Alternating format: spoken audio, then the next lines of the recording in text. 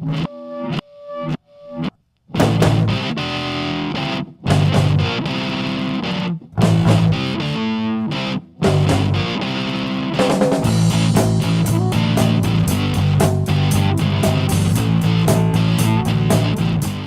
welcome to Trade Show Guy Monday Morning Coffee for October 9th, 2017. I'm Tim Patterson, Trade Show Guy, owner of Trade Show Guy Exhibits. We're a project management company out of Salem, Oregon. Also have a book out, which you can find on Amazon, called Trade Show Success, 14 Proven Steps to Take Your Trade Show Marketing to the Next Level. And, of course, my blog at tradeshowguyblog.com. October 9th, good date in my history. It's John Lennon's birthday, and I've been like the biggest John Lennon fan since I was like 8 years old, and the Beatles conquered America, which I've always loved.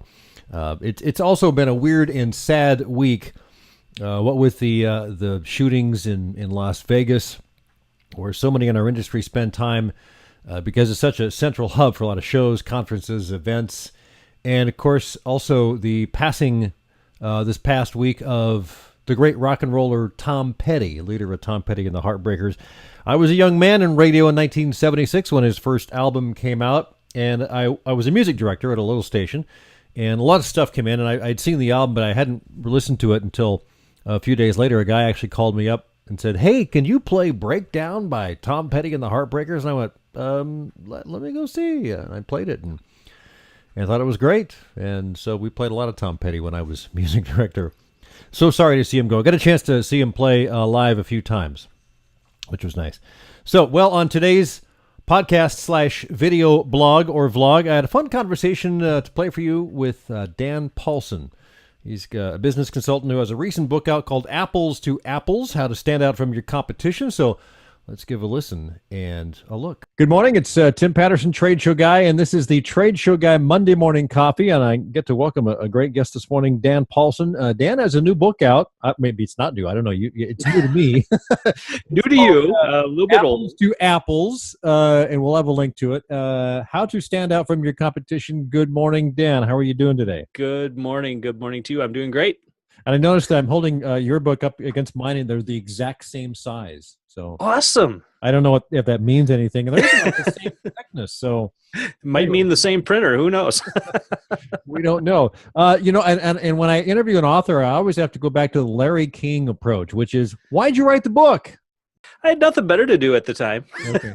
No, I wrote the book mainly because with what I do, I experience a lot of different things in different companies. And the bottom line is all the issues that every company, every business faces is virtually identical. Of course, everyone else thinks that their situation's unique and that their problems are unique. But really, it boils down to a couple key factors that if you focus on 5 key areas of your business, typically you'll do pretty well. And if you're one of those rare exceptions like a Steve Jobs or a Bill Gates, maybe you'll even knock it out of the park. But I find any company can be successful if they focus on 5 areas of their business. And the point of putting the book together was to really allow or to get companies to understand it's not focusing on one thing. For example, you can just focus on sales, and that's fine.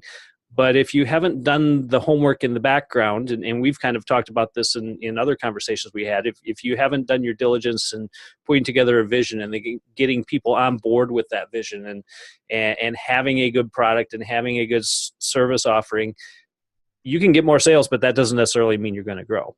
Right. So the idea of the book is to look at your business in 5 succinct areas and then figure out how those areas work together and what areas you need to improve. So just you want to tick those 5 areas off? Sure. It is direction. And direction I define as your vision. Okay. Path is how you're going to get there. So the analogy I often use is if you think of your company and your vision as where you're going in your business, there's going to be a destination. So the destination, I'm here in the Midwest, so let's say I'm going to Los Angeles. My vision is to get to Los Angeles. Whatever Los Angeles looks like, we'll figure it out when we get there, and we'll probably be driving somewhere else because maybe we want to improve that. Your path is how you're going to get there. So it's the roadmap. And then you want to design the roadmap with enough lanes so that you can maneuver around traffic and obstacles that come your way. And that's really where the values of your business come in. To get anything accomplished, you need people. So if you don't have people that are engaged in your business and engaged in your vision and the direction you're taking things, it's going to create some conflict along the way. From there, you need process. You need systems in place to make sure things are done consistently, or you deliver at a service level that you're expecting. And then you need measures. You need ways to track to make sure you're staying on the right path and going the right direction. And then if you're not, allow yourself to make adjustments accordingly. So when it comes to differentiating, you mentioned that word always sticks out to me because, I'm in a business of basically selling trade show exhibits, and there's a lot of great exhibits out there, and I can pretty much put my hands on any of them. So I'm not really going to differentiate myself from other companies with the exhibit itself. Correct. Because there's a lot of different things out there. So and I'm not sure if I'm doing it right, but my goal is to be a hands-on. When you talk to when you're buying from me, you're talking to the owner of the company. It's a small company. It's me. You're going to get me. I'm going to make sure everything works for you. And my first thought is, well, every other company does that, don't they? Maybe not the owner of the company, but they're going to make sure everything works. And so, that's a struggle that I have. How do you differentiate, especially for a smaller company? Well, that's the challenge I think all businesses face is understanding what that true differentiator is. And I'll take you back to when I first started this conversation. I was working with a number of banks, financial institutions. Well, pick how many banks are in your town. Where I live, there's probably a good 5 or 6 banks in my community. And then if you go, expand that radius about 5 miles, 10 miles further, you probably get into another 5 or 6 different banks that are working in those communities. And it's not like the old days where you had a bank in your community and they service that group of people. And then you go over to the next town and they had their bank and that serviced that group of people. Technology has changed things. How we do business has changed things. And now we can do business everywhere. And when I was talking with the bankers about it, the things they focused on were, well, it's our people and it's our service. And yeah, that's sort of true. But again, if everyone's saying it's their people and everyone's saying it's their service, then what is it about those two things that are really, truly different? Because if I can't understand that, and I'm working with Tim, the banker now, and he's saying, well, we've got the best people, we got the best service, we'll take care of you. And the other bankers are saying the same thing. Then it comes down to really what is the true difference? Well, Tim has a home loan. Tim's bank has a home loan and is at 5%. And I go to another bank and their loan is at 4.75%. Where am I going to go?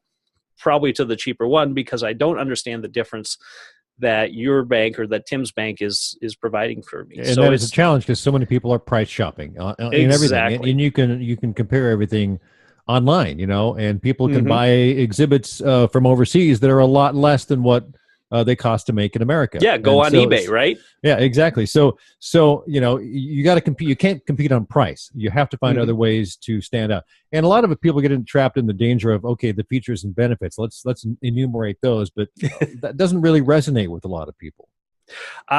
Actually, most people, everybody it doesn't. And the reason I say that is our brains work a certain way.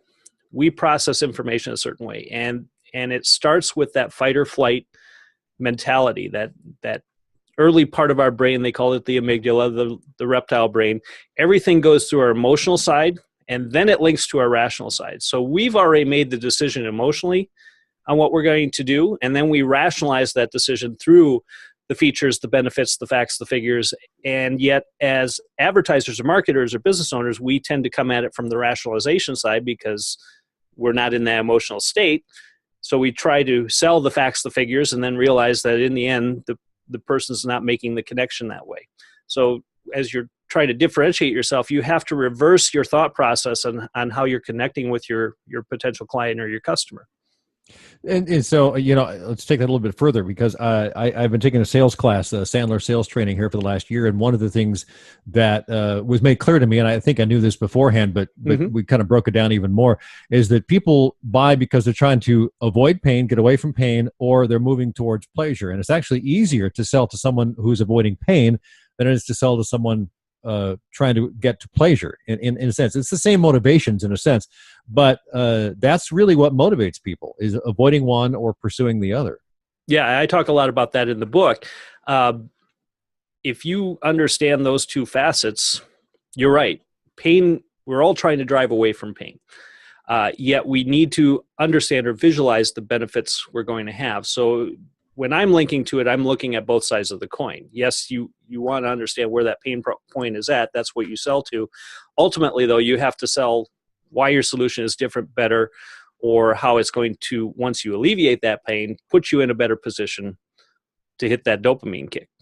Right. So you go into a furniture store, you see a great couch, and you sit down and say, man, this is really comfortable. But you justify it by saying, well, this is really built well. It's built here in America. Yep. And you have all these items that go through your head that say, okay, I can pull out my checkbook or my card and buy this but ultimately they're buying it because they love how it feels, and that's an emotion. Yes, it is. I link it to cars. So I'm a car guy. Yeah. You'll never catch me driving a Prius because I don't like the way that car makes me feel. However, there are other cars that it's the smell of the leather, it's the sound of the exhaust, it's the size of the engine, it's everything about that car gives you that feel. And you can relate it to a Harley owner. They could say, well, they own a motorcycle, and they do. But if you said that to a Harley owner, they would be quite insulted because their Harley is different than a Suzuki or a Honda or anything else out there. And there's markets for those. It's just understanding your market and the benefit you bring to that market, the uniqueness and the feeling you create for that customer. And there are some brands that people are so dedicated to, they actually have the brand tattooed on them. I'm sure you could find some Harley drivers who have Harley tattooed. Almost every Harley driver, I think, has, every Harley rider is going to have one. So that particular brand is just crazy to have that kind of dedication and loyalty. And certainly there are other brands that people are dedicated to. I mean, some of the big brands you talk about, I believe, Apple, Coca-Cola, and that sort of thing. And people have ways that they are emotionally connected to these things. The Apple fanboys, I'm a big Apple guy, but I wasn't 6 or 7 years ago, but I am now because I think, to me, it's a superior thing, and I like having an Apple. So right. and when it comes to cars, if I could have the car of my dreams, it'd be a Tesla, not because, it's a cool looking car, but it's like, man, there's a status there, and it resonates with my thought of, no gasoline, no oil changes. I'm doing something good for the planet. And that's a big part of it. So it's interesting what draws you to things. Exactly. And, it even goes down to the type of food you eat when you shop in the grocery store. You might buy those cookies, or you might buy a certain brand of pasta just based on what your parents bought. And that's what the things you remember. So it takes you back to your childhood. And, this is why they're still selling Oreo cookies, 100 years later. So when you talk to a small business or a medium-sized business, you talk about direction, path, and people, and process, and measures.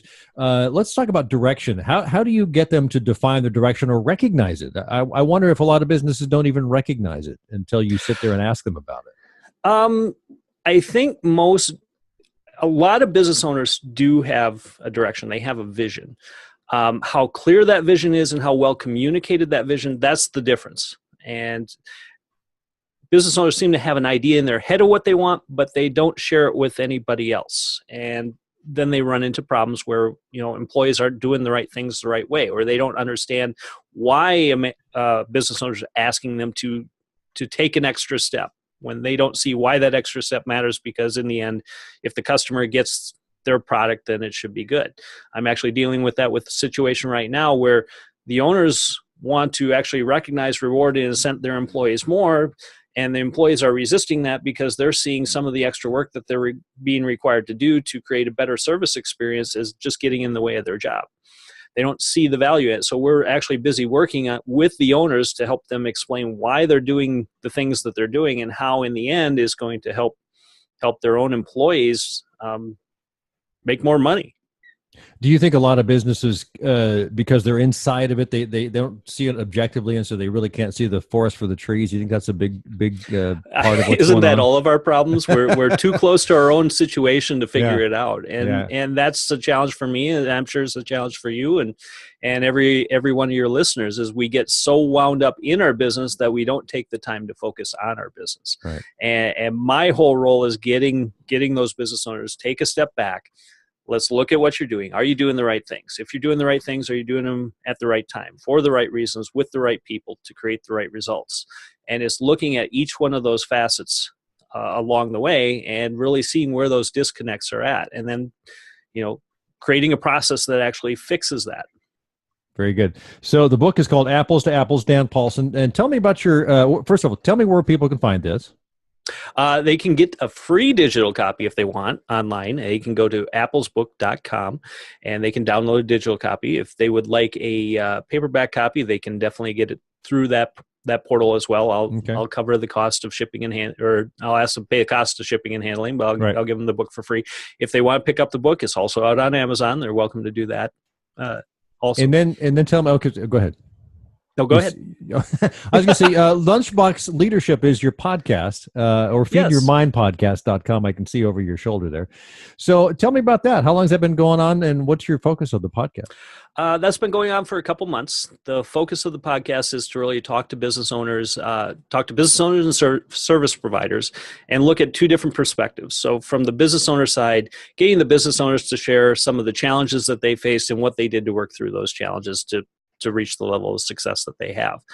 From the service provider side, obviously is to provide a level of expertise that I don't have in certain areas of business, much like yours with Trade Show, allowing you to explain to my customers what might help them do their jobs better.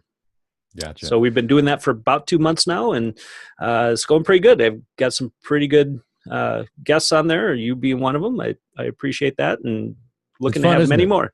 It's fun. Yeah, it is. It is. Get Dan, to talk to people, and that's always fun. That's always fun. Dan, it's a pleasure. I really appreciate your time on this podcast. I have to remember I'm not the guest. You're the guest today. Because I was just we did the recording earlier this morning. It's kind of funny. But Dan, thanks again. I appreciate your time, and we'll talk to you soon. Thank you. Thank you, Tim. Take care. My thanks again to Dan Paulson for joining me on today's Trade Show Guy Monday Morning Coffee.